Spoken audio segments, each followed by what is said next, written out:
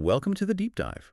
Today we're taking a really interesting look into something we all use constantly, our memory. That's right. We're exploring why some moments stick with us, really vividly, while others just seem to fade away. And our main guide for this is the book Why We Remember, which has some, well, frankly, mind-bending ideas about how this all works. It really does. And one of the first big concepts, drawing on Danny Kahneman's work, is this split between our experiencing self and our remembering self. Okay, experiencing self. That's me living right now, this moment. Exactly. And the remembering self, that's the part of you that looks back, evaluates experiences, and crucially, makes decisions based on those memories. So it's not just a passive playback.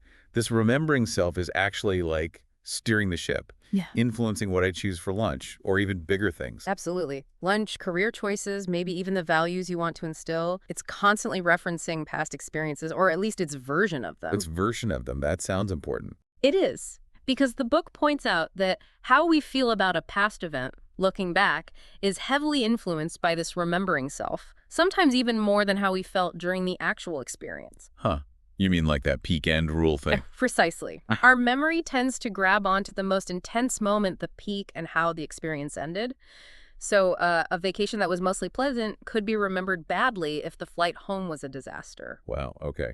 And that bad memory then influences whether we, say, book a similar trip again. You got it. It guides future choices, which makes you rethink the idea of memory as just this, accurate file cabinet. Yeah, it feels more like an editor, maybe a slightly biased one, highlighting dramatic bits, cutting the boring stuff. Yeah. The book quotes Sir Frederick Bartlett saying, "Literal recall is extraordinarily unimportant." That's quite a statement. It flips the whole perspective, doesn't it? Instead of asking why we forget, maybe the better question is, why do we remember anything specifically? What makes something stick? Right. That's really the core question we're digging into. And memories aren't just built from things that happen directly to us. The book emphasizes how powerful external triggers can be. Oh, definitely. Yeah. Sensory stuff, right? Like smells or sounds. Exactly. The author gives some really powerful examples. Hearing Springsteen's Born in the USA instantly bringing back painful memories of racism from school. Oof, yeah. But it can be positive, too. Oh, for sure. Like a song by the band Firehose sparking joy from a first date, or the smell of jackfruit connecting back to a grandfather in India. Or seeing a place, like that pub, the Starry Plow, and boom, you're back in your college days. It shows how interconnected it all is. Senses, emotions, memory. It's this incredibly complex web.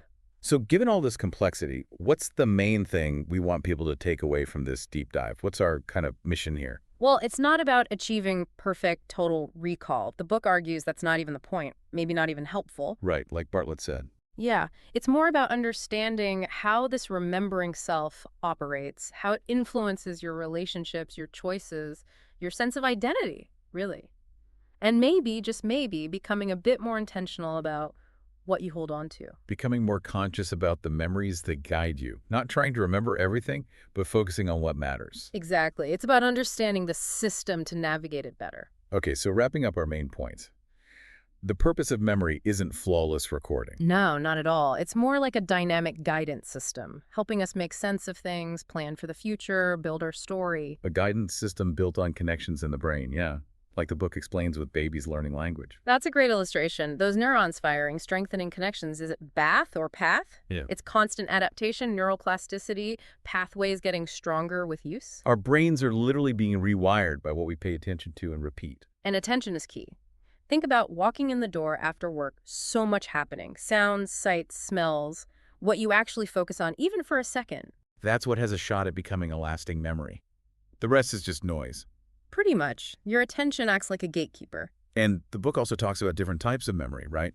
Episodic and semantic. Semantic is your general knowledge. Paris is in France, birds fly, stuff like that. Facts. And episodic. That's your personal scrapbook. Remembering your trip to Paris or seeing that specific penguin at the zoo that didn't fly, your unique experiences. Okay. So semantic gives the rules, episodic gives the exceptions and the personal stories, like knowing your usual commute route. That's semantic. But remembering the specific detour you took yesterday because of that accident, that's episodic. They work together constantly. Got it. And episodic isn't just for looking back. No, fascinatingly, it grounds us right now. Waking up somewhere unfamiliar, maybe a hotel, It's your recent episodic memories traveling, checking in that tell you where you are and why. Context is everything. Ah, like the ratatouille example. The critic tastes the dish. And bam! Instantly transported back to his childhood kitchen. That sensory cue unlocks a whole episodic memory, context and all. Such a perfect movie moment for that. But it's also crucial to remember memory isn't perfect. It reconstructs. Yes, absolutely. Bartlett again. Remembering is not the re-excitation of innumerable fixed, lifeless, and fragmentary traces. It is an imaginative reconstruction.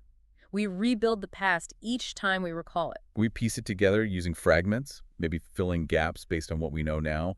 The book mentions examples like how different people remember the same event slightly differently, or how stories can change over time. Like that Brian Williams helicopter story example, often cited memories can shift, get subtly reshaped without us even realizing it sometimes. Which brings us to a pretty deep final thought, doesn't it? If our memories are constantly being reconstructed, and they're so vital to who we are and the choices we make. Then what responsibility do we have in shaping those narratives and tending to the stories we carry forward? Exactly. How actively should we be involved in constructing the memories that define us? That's definitely something powerful for all of us to think about. It really is. Well, thanks for unpacking all of that. It's certainly given me, and hopefully you listening, a lot to chew on about our own remembering selves.